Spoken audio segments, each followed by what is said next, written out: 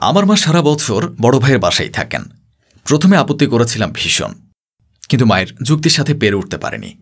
মা বলেছিলেন, তোরা দুজনে অফিস করিস, সিয়াম স্কুলে থাকে, একা তোর ফ্ল্যাটে দম বন্ধ বন্ধ লাগে, সময় কাটে না।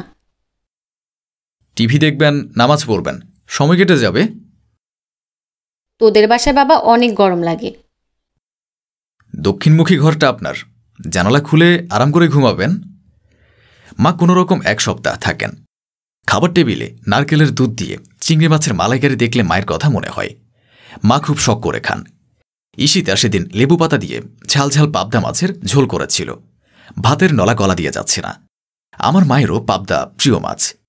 অফিসিয়াল গ্যাঞ্জাম হয় কত, ঈশিতার সাথে ঝগড়া হয় খুব।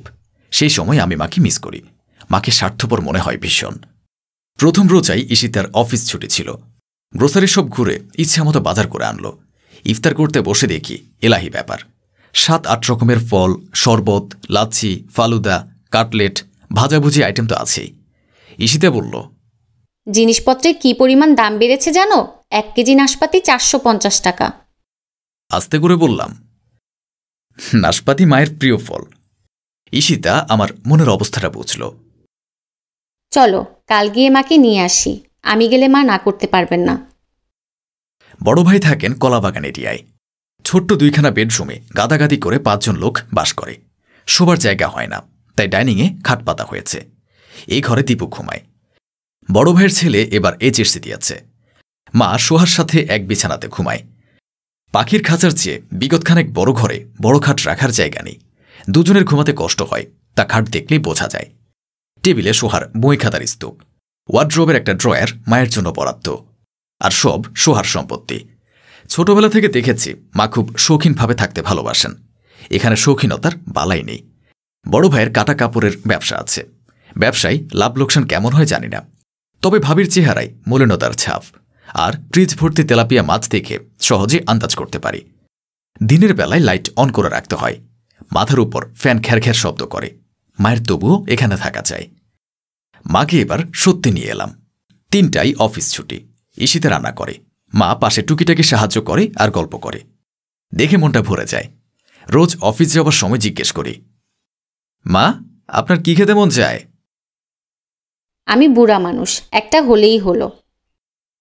শাহি জিলাপি খাবেন মা? তোর ইচ্ছা হলে আনিস।